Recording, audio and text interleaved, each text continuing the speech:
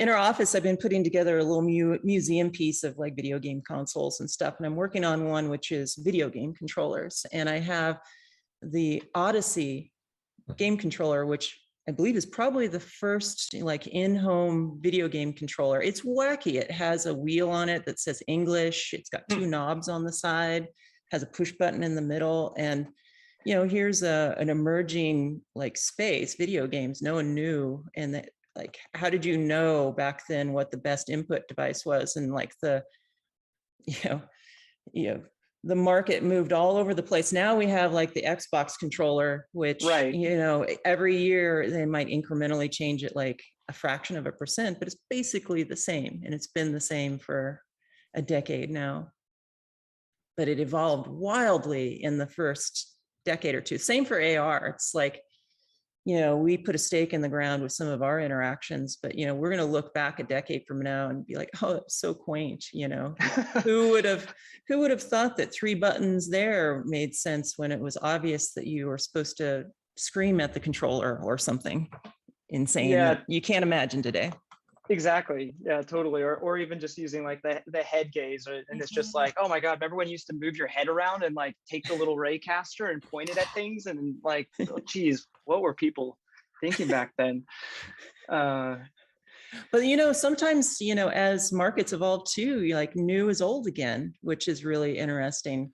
You know, I'm a fan of like semiconductor industry since I did chip design for years, and I collect old semiconductor books and I read them, and there's like all these notions that people are putting out there, like silicon's terrible, will never be the semiconductor of the future because of these problems. And then you read a book 5 years later, it's like, oh man, that gallium arsenide thing we were doing is ridiculous. And then, you know, in the 70s, like, oh, it's ridiculous that we're using metal for the gates of the transistor. That'll never like go very far. And then, you know, fast forward, you know, to now, and they've moved all back to metal again, right?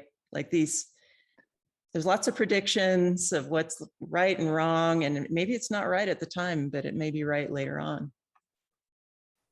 Totally. Yeah. And yeah, hopefully we'll kind of maybe get a little taste of that as we kind of open up the presentation. Maybe a little bit of, you know, are you going to do anything maybe forward thinking, just a forward a teaser of what's to come for Tilt in the future? No, not really. We're 1,000% hyper focused on what we're delivering now. Perfect. Avoiding the Osborne effect at all. all good. Yeah, I think that, yeah, Jeff knows what we're talking. Help ODG. I think we were always like, you know, focused on the next 2 generations, and we still had a product in the market. So, you know, that was there's always that challenge. Yeah. Well, cool. Yeah, okay, sorry. I'll shut up now. No worries. So I think we've got a good number of people in. I'm sure people are going to continue to trickle in, but we can probably just get started. So let's see, if anybody is not on mute, go ahead and just feel free to mute yourself. I'm going to go ahead and take that functionality off. And yeah, so hello everybody. Oh, let me get started on the recording, actually. I think I paused that. Go back here.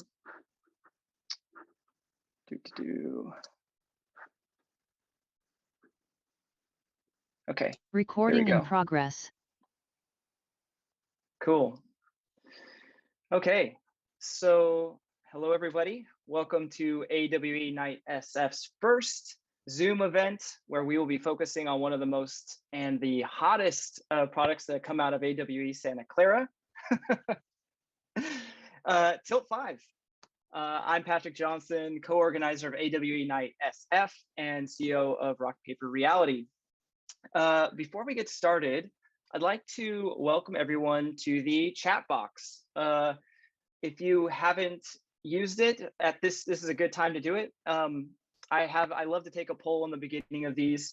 How many people here have actually been to an AWE night before? Yeah, show of emojis, show of yeses and nos. Feel free just to engage with the chat bot. I'd love to just kind of see a general consensus of who? Oh, nice. We got Daryl, first time. Welcome, Daryl.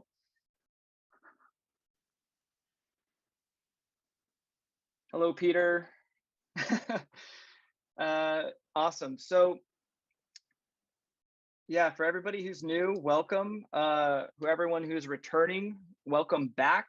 I know we've been doing a lot of events for probably the last year and a half now in VR. So hopefully for some of those who haven't had a chance to get into the VR shows, this is a little bit more accessible and also going to be really, it's going to be a good way of doing some live demos as well that are to come. So please stay engaged with the chat. We're going to be doing a Q&A at the end. I will try to go back through and capture some of the questions. So we can feel free just to throw your questions into the chat as we go along, and we'll get some of those answered by Jeri and Javier at the end. Okay, so for those who this is their first time at an AWE Nite SF event. AWE is actually AWE Expo is part of the world's is the world's #1 spatial computing event series with conferences and expos in the US, Europe, Asia, and now we're at 24 independently run AWE Nites around the world. I think this is the latest slide that just popped up there, and I had to change my spiel because I'm like, wait, there's 4 more people. Events here. So we got chapters popping up all over the place. So obviously, since this is remote, if you're in any of these cities, get involved with the co-organizers. We love to try to keep the community tight and working together. AWE Nite has been around for 9 years now, AWE Nite SF. And typically we meet in person. In the past, we've met the Microsoft Reactor or Verizon. And, we've been doing these virtual events for at least the last year and a half, but we are hoping to kind of get back into person sometime this next year when we feel like it's safe. We may still be doing probably 2 virtual events or so a quarter, maybe saving one physical event, in person, but there'll be more to come on that. So expect, some more physical events to come. Let's see.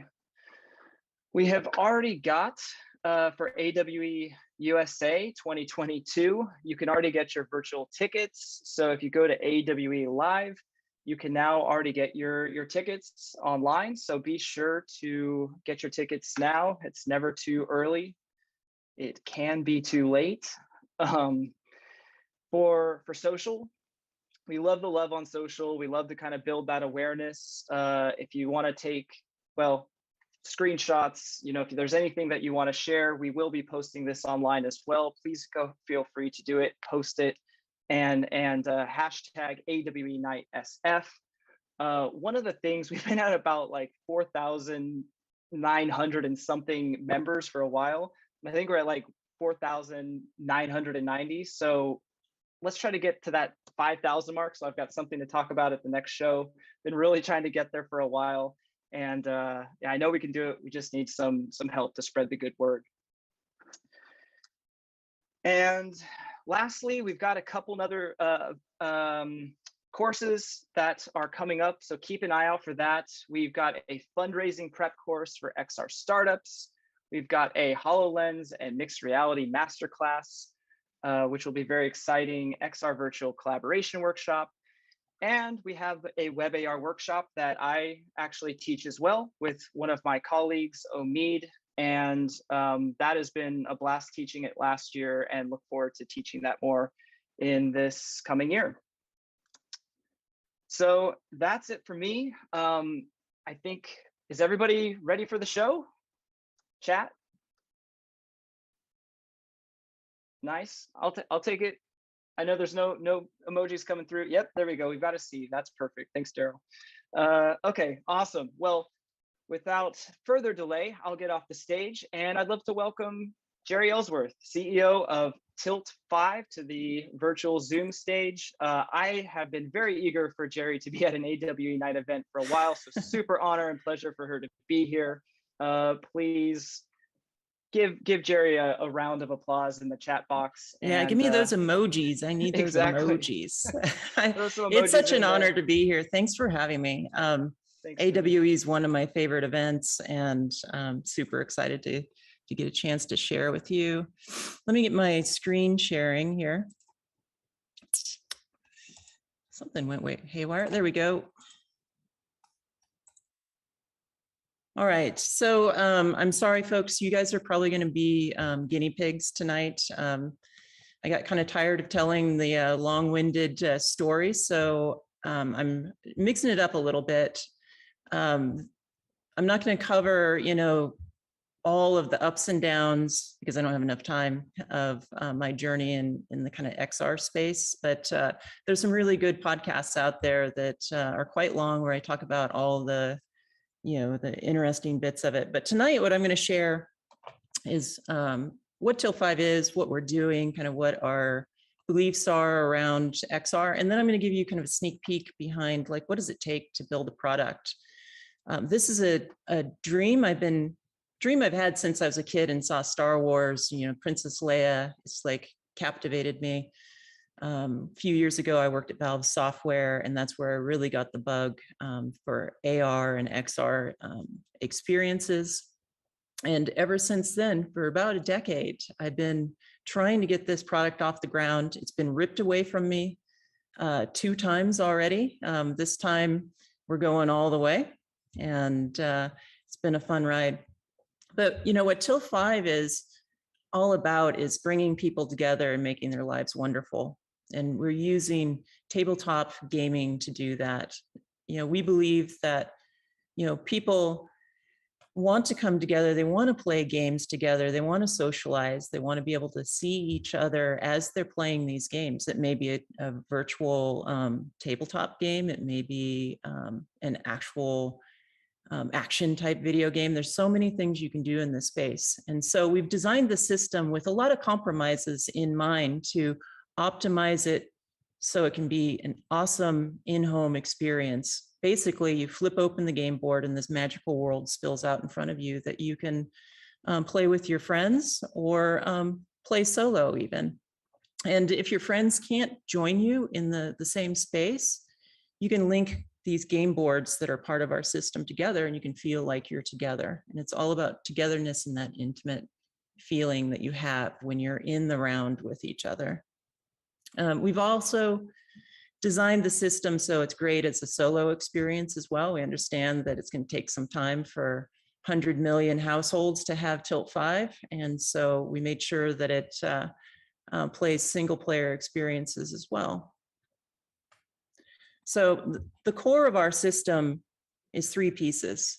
So we have the headset, you can see it to the left, and then we have our magic wand to the right, and then we have the game board. And each of these are very important parts of the system for very specific reasons. So here's just for folks interested in specs. This is kind of some of the specs around the system. So the headset, the way you use it is you just plug it into your phone and your games or your applications run on the phone, or you can plug it into your PC if you want to have a really heightened experience. In the headset, we have algorithms that take the load off of the machine, which is pretty unique to our system, that allows us to take games that run at almost any frame rate and upscale them to 180 frames per second. So when you're wearing the glasses and you're looking at these holograms popping out of the table, no matter how you move around, the image is buttery smooth and locked to the table. And for those of you who were there in the early days of VR, or even today, like if you miss some frame rate, it becomes very challenging to have a good user experience. So we wanted to solve for that. And then also to allow people to connect remotely, we have built-in speakers and microphones so that you can use that to communicate with each other. That's super important. And then as far as the images, they need to fill up your entire table to have this immersive experience. So we have an astounding field of view. It's a 110-degree field of view, and it just fills the entire table. A second part of our system is the wand. Recording stopped. Oh, I heard recording stopped.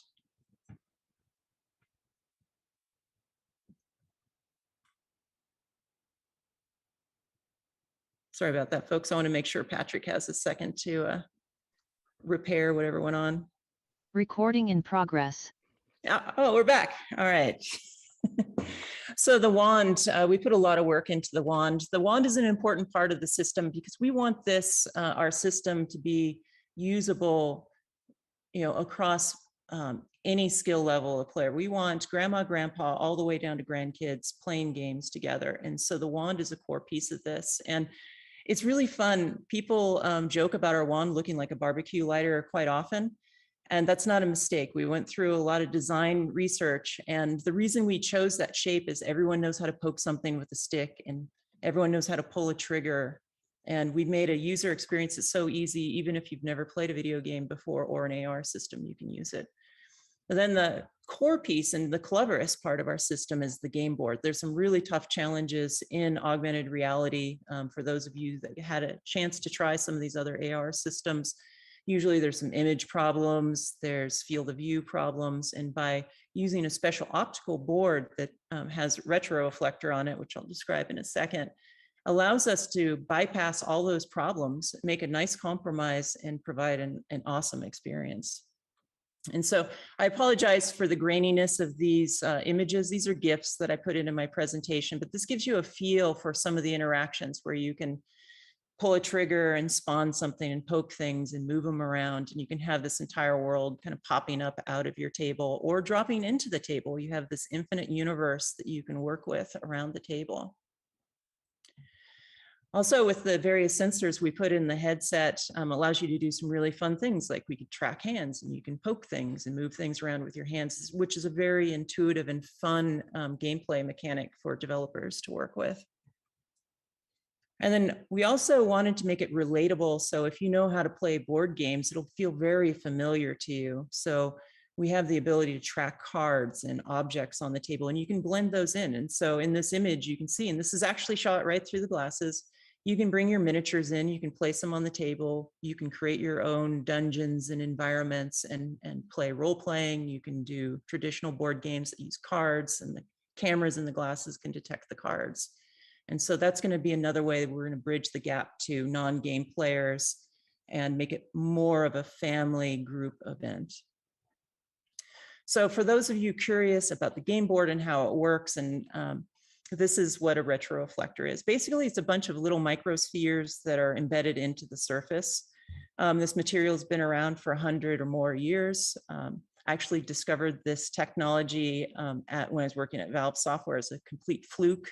I was trying to do a near eye display like a HoloLens or a Magic Leap, and I accidentally misconfigured a bunch of optical components on my optical workbench. And I projected out an image into the room, and one of my colleagues had a piece of this material across the room, and I saw this beautiful image. And I didn't put two and two together right away what that meant, but over months of thinking about it, it's like, this solves a lot of problems. And this is actually the best way to get an augmented reality headset that's affordable and into hundreds of millions of homes as fast as possible. So these little spheres, what's neat about them is light that strikes them returns directly back where it comes. And so that means that we get to turn the optics inside out on the glasses. So instead of trying to put light directly into your eyes, which is really difficult, and usually comes with limitations like fixed focus, where everything's focused very far away from you, or very small field of view, we get to project to the game board and the light comes back to each user, and you get your own private view into this volume of space. It also allows us to do amazing things like draw blacks, which aren't possible, and have super high contrast images. And so here's an example of some of the fun gameplay mechanics that can be used by having this private view. So what we're illustrating here is there's a dungeon master to one side who gets to see all the baddies in the scene, but all the rest of the players around the scene don't get to see those, and there's a kind of fog covering it. And so it can heighten the game experience, having these asymmetrical views into the game. So, as you're playing the game, things can be revealed to different players. That's solving one of the fundamental problems that in-home video game players are struggling with right now. In my living room, to have just a two-player experience, I have 2 TVs, 2 Xboxes, 2 PlayStations, and it's pretty broken in most multiplayer experiences. First of all, I can only have 2 players. Second of all, I can see what's on their screen. So if there's private information, it it kind of reduces the fun. I have to try not to look at it, or if I do, then it spoils the game. Here, you can have any number of your friends sitting around the table and have either shared views or private views. Another part of the technology, which is very unique to us, and it's kind of the holy grail for augmented reality, is to be able to have, to be able to focus at different depths as you look at images. And so the reason this is important is if you have real world objects, like we're demonstrating here, we have some dice and some meeples. As you focus back and forth, you can focus on the virtual objects at each of those distances, and the real world objects are in focus. So if you have a near eye display or a virtual reality headset, those things are focused at infinity, which is way beyond your arm's reach. So you can't have these up close, really great experiences.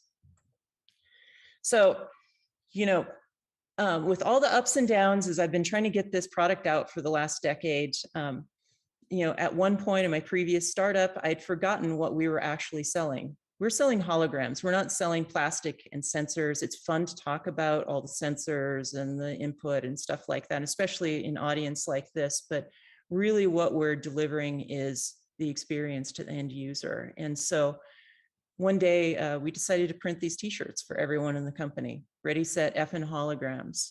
Just as a reminder, you know, we have to do it all. We have to make sure it's a complete package. We can't get over-focused on just the hardware. We need to communicate the game experience to the potential customers in the world and explain why it's so compelling and exciting. And if we do our job right, the glasses will, you won't even remember that they're on your face when you play the games. You're going to remember the holograms when you walk away. And so in the last 3 years, we put tremendous effort into getting game content onto our system. And so we've been working with dozens and dozens of third-party developers to bring all different types of games to the system. And you can go to our website now and start to check out the stuff that we've announced. We have piles and piles and mountains of games coming. We've shipped hundreds and hundreds of dev kits out, and there's a lot of really exciting things coming. And by the way, you can reserve your unit now. They're getting back ordered pretty fast. So put a couple bucks down and get in line.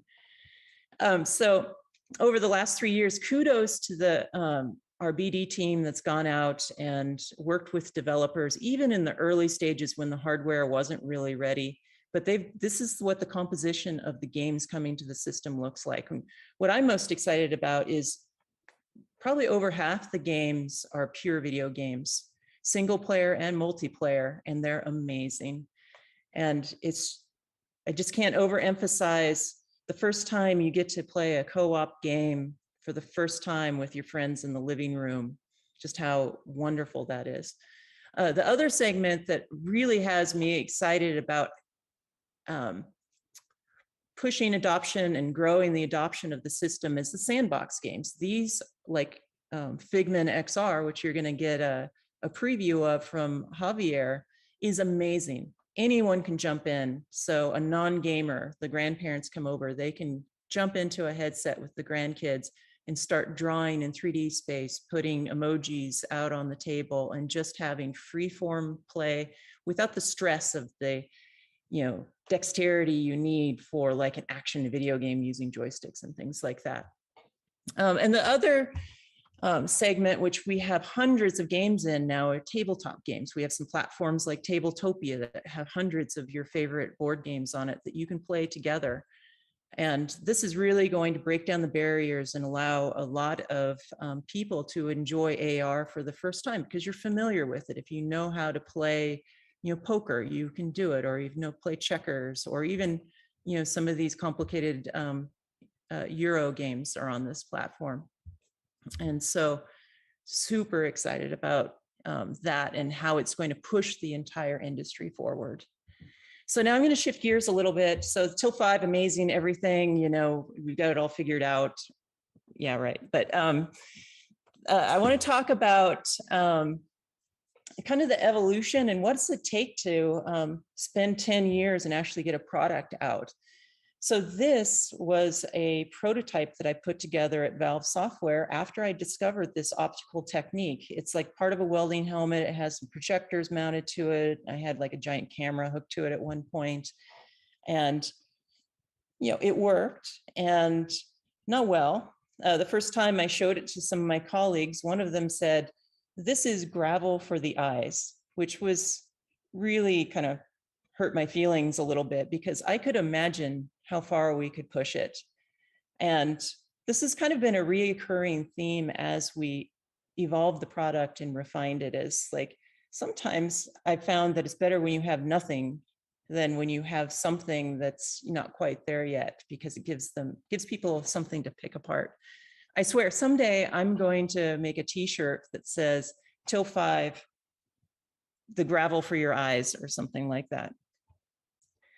So well before Oculus and all the other companies were doing wands, we put together wands, and I really fondly remember these wands. These actually had telescoping tubes where you could move the tracking element in and out. And we were doing early experiments just to prove that using wands was the right input. And way back 9-10 years ago, I was convinced wands are the most intuitive way to interact with augmented reality. You have buttons, you can have joysticks, you can have a physical item that you can poke at a virtual object and move it around. Anyone can pick it up. But we didn't know that at first. So Rick and I, who were working on this project quite intensely there, spent a lot of time experimenting, making lots of games and little vignettes to prove out our experience. And we were pretty sold early on that it was the way to interact. And now look at me there, I have blonde hair. But you know, the first time that we knew that the wand was the right type of experience was we had a simple like maze style game where you led your character through a maze, and you had 3-4 people sitting around the table, and people were laughing and jousting with each other's wands and trying to interfere with each other. It added another level, another dynamic to a video game that you've never seen before. So Valve didn't want to go down the AR path. They wanted to go down the VR path. So I ended up purchasing the technology from Valve and trying to do a startup, which was super challenging. So no money, you know, I had to prove this out. So I started building the hardware. Literally, these glasses were built on my living room table with cat fur dropping into them. It's truly embarrassing looking at them now. Is like there's hot glue all over it. They performed okay, but you know, as a startup, you've got to try to get the ball rolling. So I had to take these embarrassing prototypes out and show people. But you know, people were pretty excited about it. It was the first time they saw a hologram popping out of the table. So it gave me like this energy, but it also gave them a lot of things to pick apart about it too. It's like, I remember some reporter saying something like, "Aren't you embarrassed showing a product like this?" Like, well, it is what it is, right? We're small. But we eventually started improving the design. Just a really tiny team of 3-4 people put this together. It looked a little bit more reasonable. Performance was a little bit better on it. I have fond memories of these glasses. They had some really nice attributes to them. Kind of funny thing about these prototypes, those side pods were empty. We wanted to put speakers in there, but they were just kind of like empty pods. And we joked about little hidden messages we could stick in one of them. And we actually did stick a little message in one. So if someone has one of these old glasses, you might pop the left side panel off and see if you have a little piece of paper with a message in it. So then we got some more money, which was great. We built a little momentum, and we were able to hire folks to work on industrial design. So now how do we take it to the next level, make it a relatable product that anyone would want to use? So we went through thousands and thousands of concepts and thousands of hours. This one I thought was quite funny. I think we called it the Iris. There was a famous artist that had giant round glasses.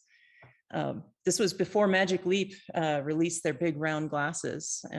So I thought it was really fun when they came out with big round glasses, because we had been thinking about it as well. This one was another one that I thought was quite funny. I think I hurt the industrial designer's feelings when I said it was the sad puppy glasses. But, you know, we kept refining. We did a lot of testing, lots of 3D prints, like thousands and thousands of 3D prints. Like, how do you make glasses that you forget that are on your face? You know, they have to be light enough. They have to be comfortable enough on your face. So it's like nose pieces, and how does it wrap around your head so it doesn't fall off? And a tremendous amount of work went into this.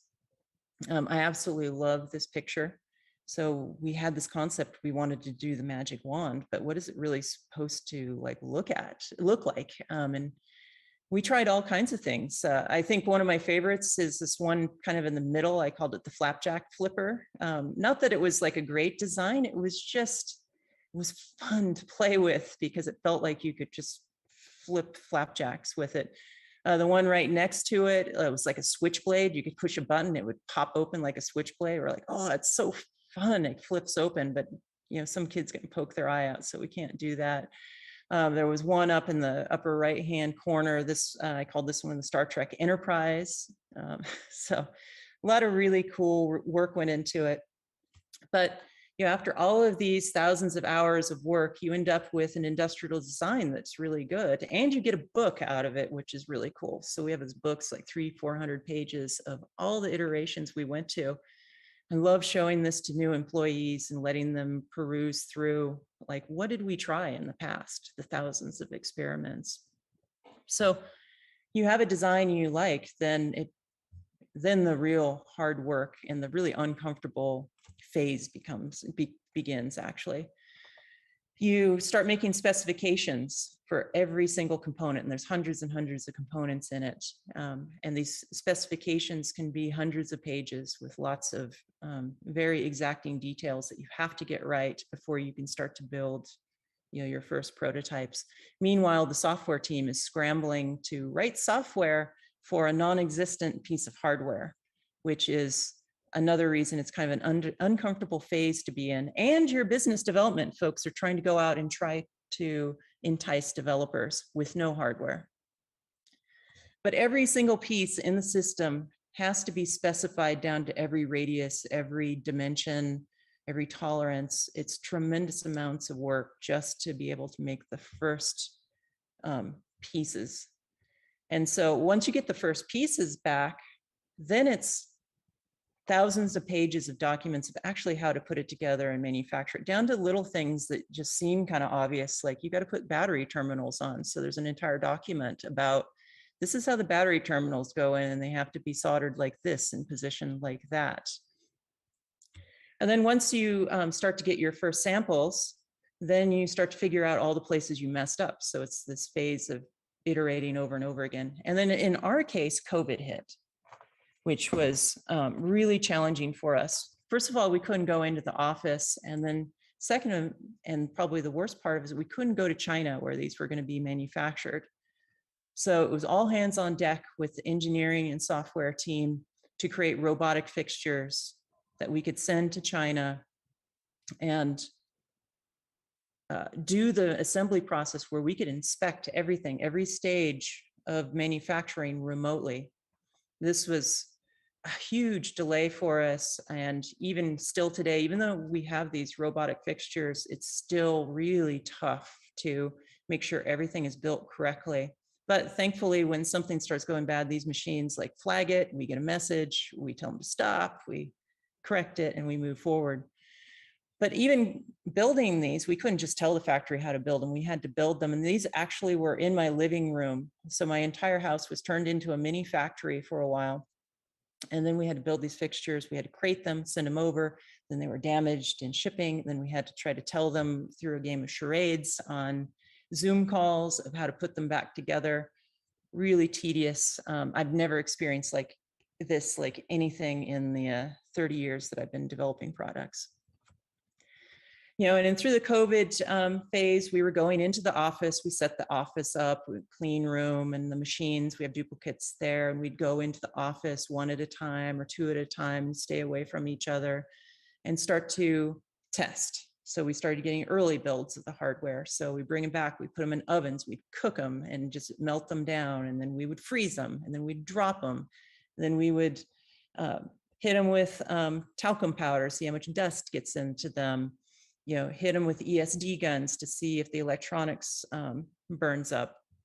So lots and lots of testing. So even today, when you go to our office, we had to get past all of our safety and certifications too, which was extremely difficult when you couldn't go to the labs and work with the technicians.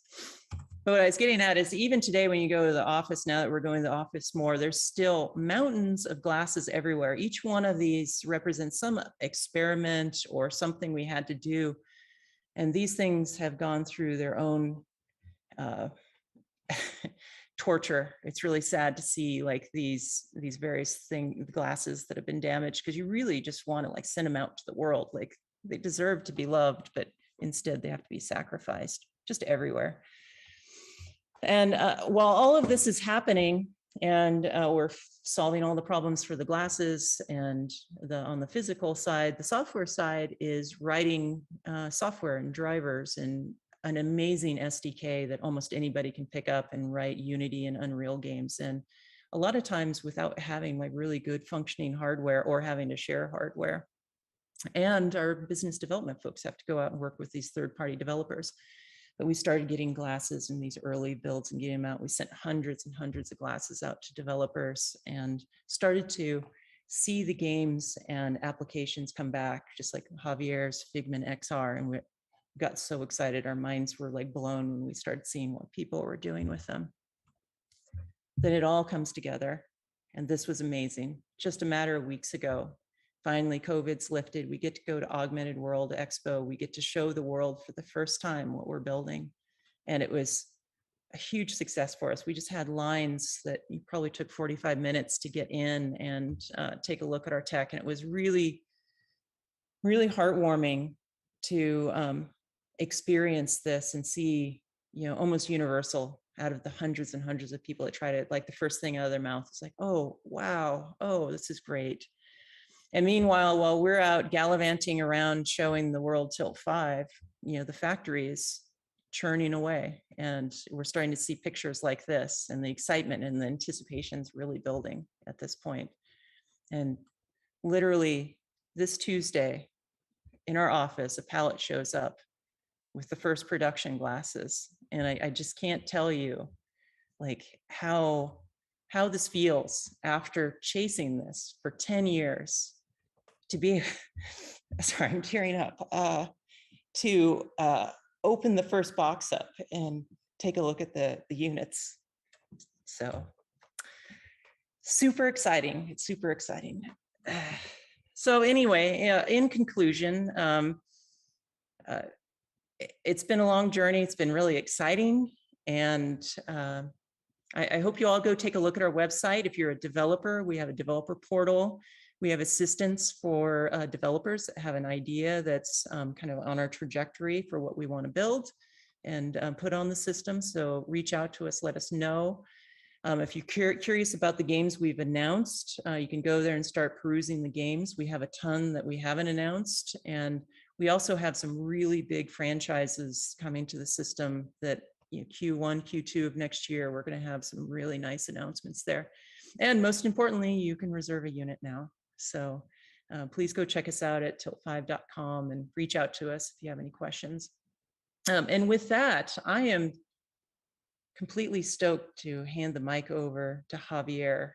I got to try Figment XR on our system for the first time at AWE, and I almost fell over because I've been waiting for this type of sandbox collaborative experience, and he delivered it way above my expectations. It was amazing. Wow. Thank you so much, Jeri. What a pleasure to be here, and I'm very thankful for the opportunity to be here with you guys.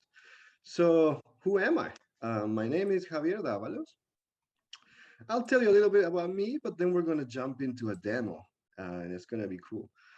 So to make this story short, I was a AAA game programmer about 5 years ago. And then, HoloLens decides they're going to come out. So I was like ready to, I made plans about 15 years ago. Whenever AR comes, I'm going to have my shot at doing something great with my life. So, I had a good job, in the Bay Area. And then they launched, and I'm like, okay, goodbye. I quit. So I went kind of like Leroy Jenkins. Let's do this. And then I don't know how I pulled it off.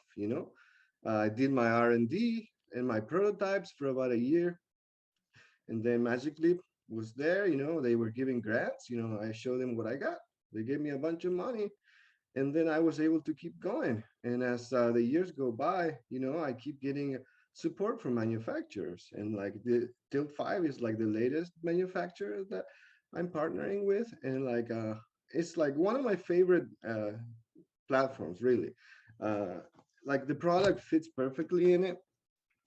And when I had the opportunity to port my app here, I felt it was like an awesome challenge, because to me, like, there's nothing better to be able to like work on something that nobody knows how to do, and you can't ask for help to anybody. So like, to me, that's the best. To like, when I have the opportunity to come here and just like have ideas of how to control a holographic board. I mean, how do you do it, right? Like, I don't think anybody knows. So like, yeah, I'll go for it. So, and it was a great chance, because as I'll show you the demo, you notice the motions of how you control it. The control mechanic is something I call the contextual hand user interface. And I'm not going to go into much detail in it, but it's like the secret sauce why I can do it. And it's not just that I'm in Tilt 5. I mean, Magic Leap, I'm on HoloLens and Real Light. So they're very different control mechanics. We go from a motion controller to full hands, a phone, and now the wand in a board. So exciting. So I think without further ado, I will show you what I got. So what is Figmin XR? Figmin XR is what I like to call a meta app. It's not from the metaverse. It's an app of apps. And the purpose of this app of apps is to create, collect, and play with holograms. So it's a peculiar kind of app, because it doesn't have a single purpose. It's kind of very like meta, actually. You like to collect, collect. You like to create, create. And if you like to play, play. So let me share my screen.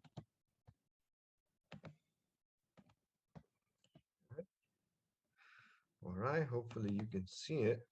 So you're gonna see the app kind of in what looks like a VR mode. This is what I call spectator mode for Tilt 5, because you might have ordered one set of glasses and you're at home, and how do you show people what you're doing? And it's going to be in the exact same way I'm about to. So hopefully you can see it now. Let's this is it. This is the UI, and you can create, collect, and play. So let me show you how you can easily create first. So the easiest way is to go to the Discover panel, where you can search GIFs. Let's see, cats. Everybody loves cats, right? So I'm just going to type cat here. And I have millions of GIFs of all sorts of and kinds, And I just lay them out in my table.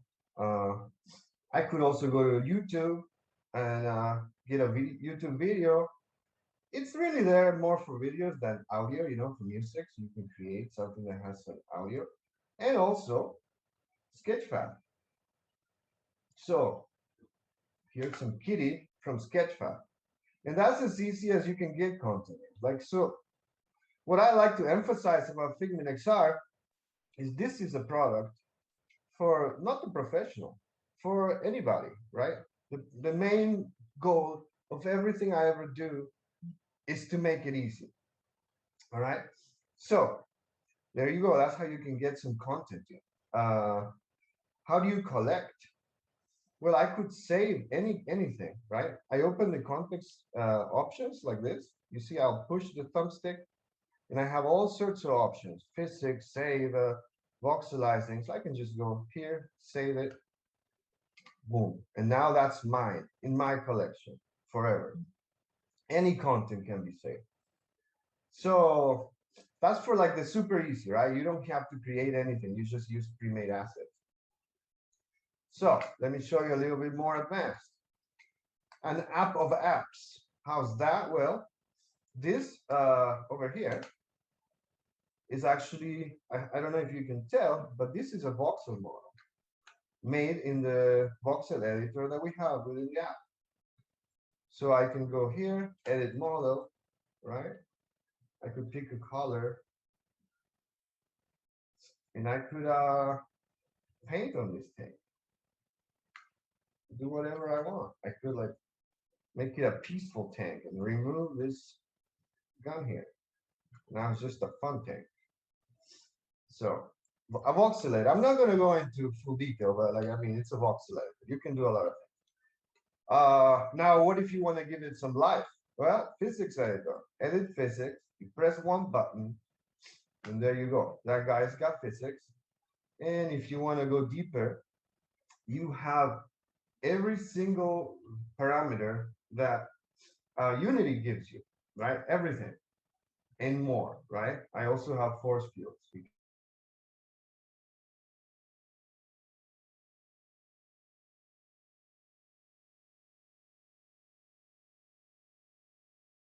You can adjust the center of gravity. You could write text. Cool cats. Yeah, I can type faster than my mobile phone, so that's not bad. So, you know, and I can show you some of the widgets. You see, I could change the color of things, the background, foreground. Yeah, done. I got the cool cats. You could paint too. And now the most amazing thing that is coming is that we have integrated the entirety of Tilt Brush as a built-in editor, right? If you don't know what Tilt Brush is, well, it's a very beloved editor for VR that went open source, right? So all the brushes, all the operations are here. So I could do.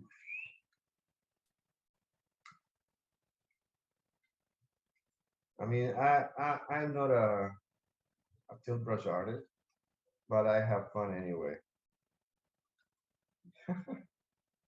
So, you know, it's not just for drawing. You could like do special effects. You see waveforms, you know, and more traditional brushes. Let's see, what can we do? Duct tape. Okay, like so. You see? Well, Tilt Brush, all of it, you know. You can have all the operations. You can make lines. You can make discs. You can make a circle. Selection. You see, to move an object, you can see the buttons I'm pressing, right? I'm pressing button 2 to move my selection. And anyway, it's the whole thing. You can change the color and everything. The whole thing. So like, I'm super excited because with Tilt Brush, the whole app comes together, right? So I could go right here, save the entire scene. Let's say I actually know what I'm doing, and I make something better than that. And then, you know, I save my scene. I could publish it, make a web link, share it with others. And so let me show you some of the other things that I've made. You know, I'm not a professional at this, but I can show you a little bit. This is an old scene I made, and it's a good showcase for how to control the board, right? Like, that's something very special about Tilt 5 is that you think that you don't have much space because it's a board, but actually, you know, you can zoom in and out, get all the detail you want. And, you know, you can spin it around, and that's your board. I control the board by pressing and holding button 1. So I can zoom in and out, rotate it with the buttons. What else can I show you? Yeah, this one's fun. Marble run. So I made this crazy marble run a while ago. Everything's with voxels because I haven't updated it with tilt brush, but I'll get to it. So if you look here, it says pour the cup into the track, and there's some marbles inside. So I'm gonna do just that. Pick this up, throw it down, and as you can see, the marbles are moving around. And the reason that they're moving around and even going up, and you see I can move the board down, is because underneath the track, I put some force field. Remember I said that the physics engine has force fields? So underneath the track, I put some force fields, and if you put something with physics in it, it will follow the force field. So pretty neat stuff. Here's some more stuff. A micro golf course, right? It's like mini golf, but for your table, right? So this is all, voxels and physics. There's a little ball there. I grab this thing, I hit it, and of course I didn't make it. It's alive. Go in, yay! And then I could play a little mini golf course. And all right, one last one. So this is planet Earth, and there's a moon. But the interesting thing is that it's not an animation. These are actually a gravitational field underneath in the planet Earth that is attracting the moon to it, right? So I don't know. I feel like it's really interesting if you're learning too. If you want to understand gravity, I feel like if I was a kid and they show me this, I pick it right up. Oh, I get it. I understand how it works. And yeah, definitely, the Earth is round. So anyway, that's just a little demo. I'm really excited to share it with you. We're going to be launching pretty soon. Yeah, if you have any questions, just hit me up at the Q&A. Thank you so much, Jeri, for the opportunity to be here and show you that. It's my work of love. I've been working on this many years, many years of really, ups and downs, and now everything is, turning out all right. So, yay. Javier, I think that's maybe the theme of this talk is I really admire you for your conviction. You had a vision for what it could be. It takes time, and you stuck with it and made it happen. It's amazing. Thank you so much, Jeri.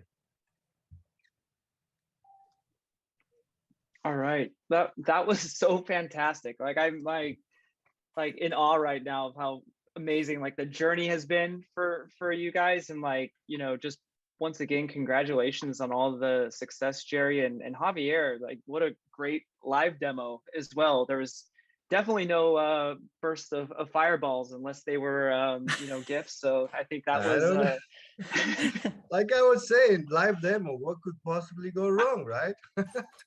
Dodged a bullet on that one. They usually just explode. No, it was so cool. Like, I mean, it's just amazing what you've been able to put together. And I think one of the things that I saw come out, and you posted it on your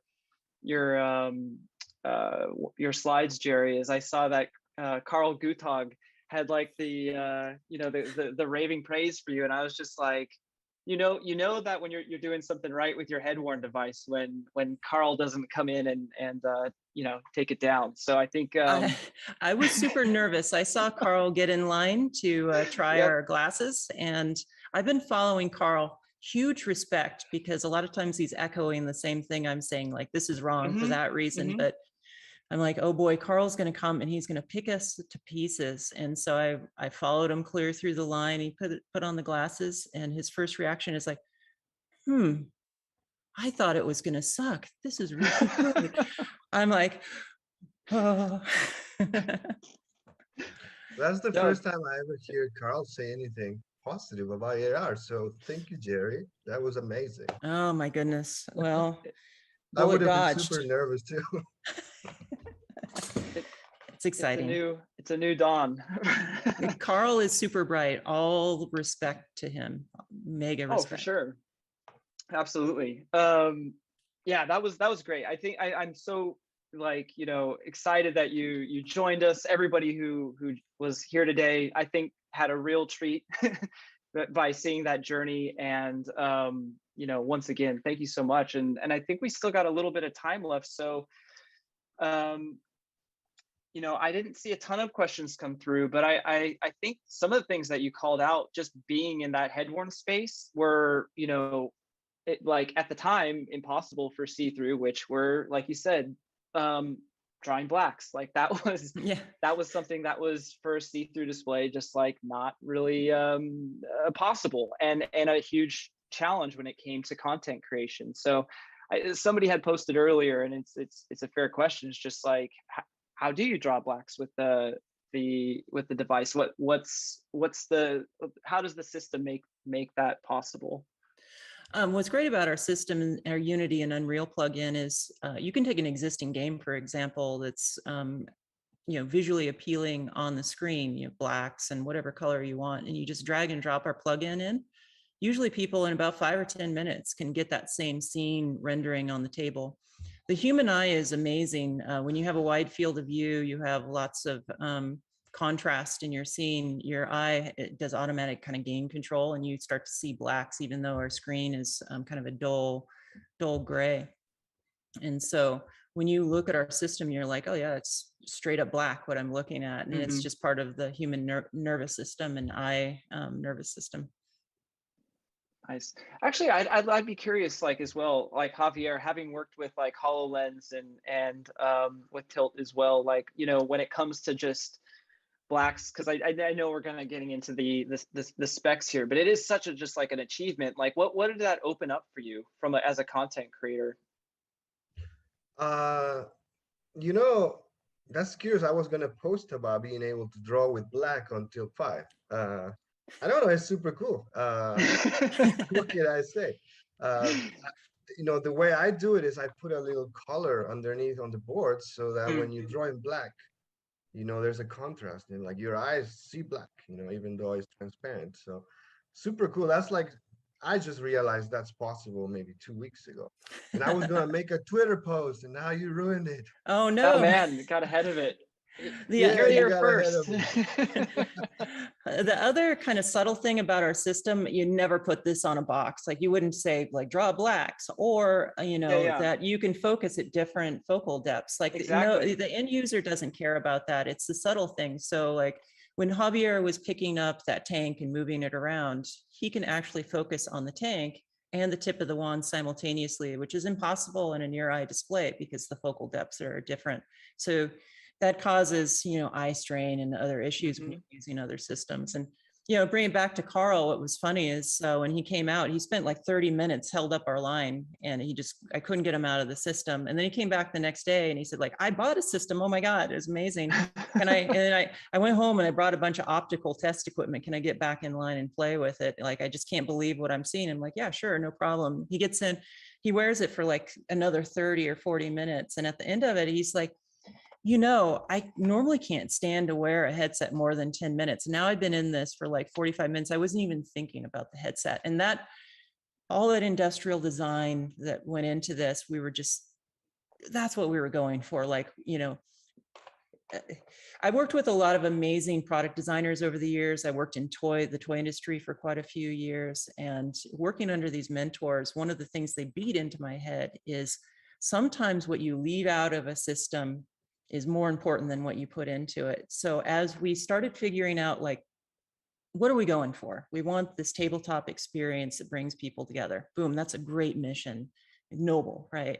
So what's the bare minimum we need in there? And then of course you naturally get excited, like, well, I'm going to put a depth sensor and I'm going to put all, you know, all this really complicated stuff. And like, would it be great if we used a waveguide that we could just put it anywhere in the room? And then you have to reel yourself back in and be like, it's not going to appeal to everyone. It's not going to be comfortable. There's all these factors. And it's like, okay, we got to throw some of this overboard as much as we want it to be in there. And it's like, let's just put that on the whiteboard for, you know, a Gen 2, a Gen 3, you know, as, you know, technology evolves, we'll be able to put it in there. Right. But it just comes back to like the toy product designers teaching me, one of the phrases they had, and they would just almost chant it all the time. When it's fun, it's fun. When it's fun, it's fun. Don't go any further. And that's what we went for. Yeah, and it is it's a huge achievement with like the dynamic focus, and it was like I remember even at ODG, like I think our fixed focal length was somewhere around like 8 feet or 10 feet or something, and you don't really realize it because I think we had to create like a clip-in module that essentially then for like surgeons that needed to work at arm's length were able to kind of get essentially an arm's length focus, right? And it was, but having something that dynamically focuses, like you said, reduces the eye fatigue. It creates just such a better experience overall, and especially since you're playing at that. The good news is that's great. solvable, right? You know, Yeah. if I had like something the size of the refrigerator you could stick your head in, I could make the ultimate AR display. So it's just like, how many years or decades are we going to have to wait for all that to shrink?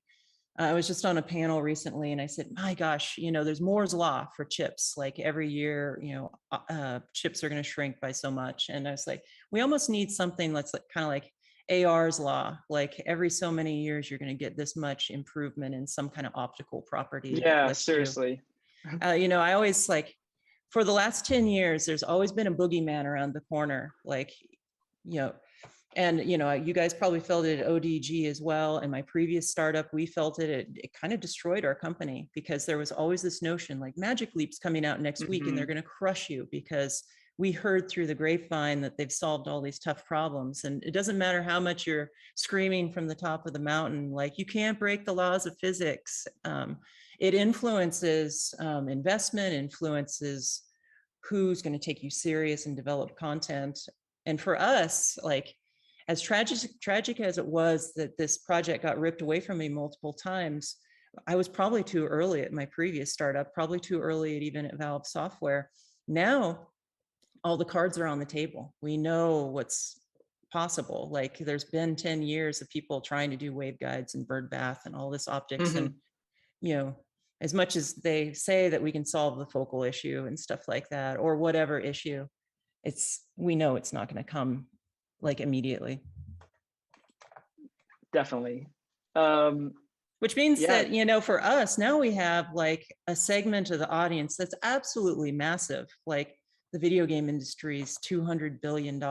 Like, so that's a really fun place to play and will allow us to be profitable and stay in business, and we can make these other innovations. And somewhere down the road, you know, of course, Tilt 5, you're going to be walking down the street like using your awesome Tilt 5 instead of your iPhone, but it's going to take a while. For sure. I mean, yeah. And in terms of like, I guess like the creative community for you right now, like what's kind of the range of content creators from like, you know, your, like without calling out names, I'm sure, but like from like your kind of your hobbyists, you know, developers creating really cool content to some of the maybe the larger, you know, AAA gaming companies that might be starting to kind of get excited about it. What's kind of that, what is the ecosystem looking like for you, just in terms of like who wants to get their hands on this, and kind of what are some of the things they're looking to create? You know, so when my co-founder Jamie and I put Tilt 5 together, we looked back on what we messed up in the past. And one of the things was we were too focused on hardware and just assuming that everyone would come to us if we just built the hardware. So instead, we're like, let's choose an audience and developer that we can go after, and we have a clear message and go after that and stay laser focused on that. And our theory was at the time that there's going to be all these other vertical markets, and they'll probably find us anyway, but just never lose sight of what's actually going to drive like sales and drive excitement around the product. So we stayed hyper focused on games. I'm stunned by how many corporations, non-gaming, have got our kits. Hundreds have gone out to non-gaming companies. And there's really exciting things in the education space, data visualization. At AWE, there was 4 or 5 booths with non-gaming applications using our system. There was a group doing Nucleus VR, doing training of astronauts for the European Space Agency. There was Cavernous that was doing a collaboration tool. There was Arcturus that's right. like kind of like non-linear editing for volumetric capture, which is mind-blowing, and Bad VR was doing data visualization, and none of those we sought. And they went there, and the feedback after AWE was like, some of them were cross-platform on VR, and they came up to us and they said like, well, we ended up just putting the VR headset away because it was just so great to get people in and out of the Till 5 system. It worked so well. We could look them in the eye. We can collaborate with them. They can hear us, and its visuals are great. And that was like music to my ears. So on the gaming side, we're a small startup. And since, a lot of the studios have different motivations. So there's some big AAA game companies that are getting our systems that are really excited about what does it look like in 2 or 3 years? Is this market going to evolve? So they're prototyping in their R&D labs with our system.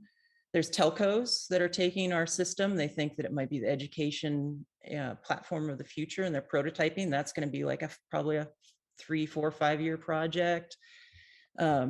Lots of indie studios that, are kind of drowned out in the marketplaces like Steam and Google Play. They're like, hey, this is pretty easy. I can get this going with like one developer's time for a month. Maybe this is a new market where I can get some attention for the first time instead of like trying to compete against the AAAs. And so there's this really cool composite of all these different studios are coming at us with different reasons why. And then there's like Javier, who is just like, he sees 10 years into the future what it's going to be, and he's building it now. And that's why he's involved. Not to put words in your mouth, but. Thank you. And I would add, I'm sure there's a lot of indies watching us, and I just want to say the entire XR industry has their eyes on Till 5, So if you are an aspiring AR developer, like this, just come on, look, everyone's saying this device is awesome, and you can have it and you can show what you can do. So, if it happened to me, perhaps it can happen to you in one way or another, and it doesn't have Javier, to I'm going to send you $100 later for that endorsement. No, but I mean it. I mean, it's what I truly believe. I'm doing this because I believe in it. And the more I've worked on it, the more I realize is that it's not. It's something of itself. It's like a holographic table, and the software that you write for it is for a holographic table. And if you look at it in that way, then it dawns on you, oh, this is special. It's not like the other AR headsets. It doesn't have to necessarily compete. If you just your mindset is in table. So what I find amazing about a lot of our content, a lot of the games when you go to our website and the ones that will be announced are pre-existing games. And so they've been able to add Till 5 to it. So especially games that have this top-down aesthetic are just like that to bring over to our system. And what's neat is you get crossplay in a lot of these games too. So if your friends don't have a Till 5 system, you can fire up Tabletopia and still play a board game, or you can fire up, Battle Planet and do a co-op, Save the Planet video game experience. And I think that was kind of our early challenge, like convincing developers, like, yeah, really trust us, like put a developer on it for a month and you'll have this thing stood up and going. And they're like, yeah, we've tried some of those AR things. And like, no, we've done things. Our SDK, the game board, like the game board is brilliant, if I don't say so myself, because we call it AR somewhere. One of the big challenges in AR, if you're going to bring your existing game, is like, where does it live in the world? Like, what happens when I have a Coke can like out on the table? Now I got to get that out of the way. With our system, all the developers know they have a standardized display that they can build to, and it's going to be a great experience. It's just the users are going to be working on the same game board everywhere. That was going to be one of my questions as well, is just the ease of porting over content. And so I guess Javier, like, Jeri's making some bold claims, super easy to port over. Like, how easy was it? Well, it is super easy to get your app running, but like, so I think that to really, make, use of all of it. You know, you got a 6 degrees of freedom wand, you know. So yes, you can bring your app and you can easily make it run. But you know, my message is that there's more to that, you know. Mhm. Even me coming from already AR, right? Switching to here, it's like, yeah, I got it running in no time. But then, come on, it's a table. And what can you do with it? You can zoom in, you can zoom out, you Mhm. can pan it around. That's not possible with immersive headsets. So how do we make that, you know, awesome? So like, you know, my work mostly was, you know, adapting my software to work on a table. So yeah, it's super easy, but you know, there's so much more that you can do than just simply port it, you know.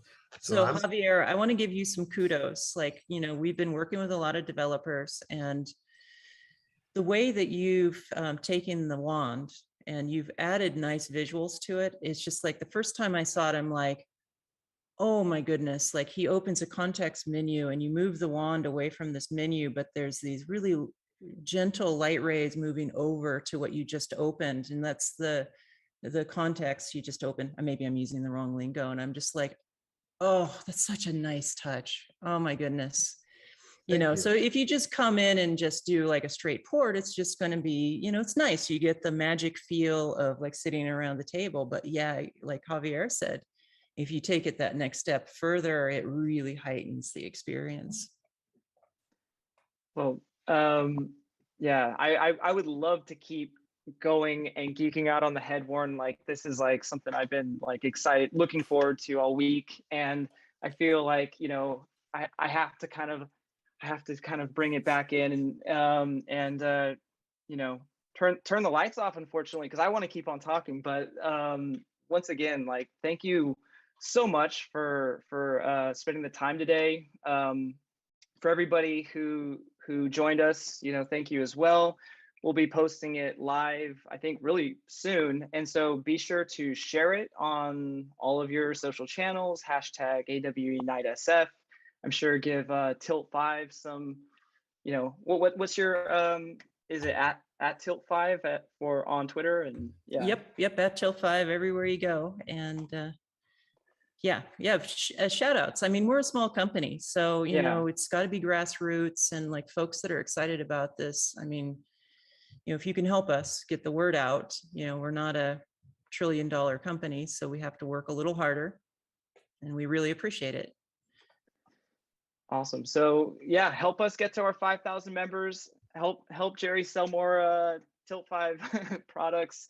And yeah, thank you all so much for coming out today. And yeah, just look forward to seeing what's to come, and also getting my hands on one of those devices soon, because I am like incredibly excited to hand it over to the developers and see what they can do. All right. Thanks, everybody.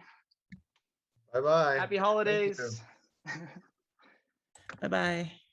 Bye-bye. It was fun. Thank you. Thanks, Jeri. Thanks, Javier.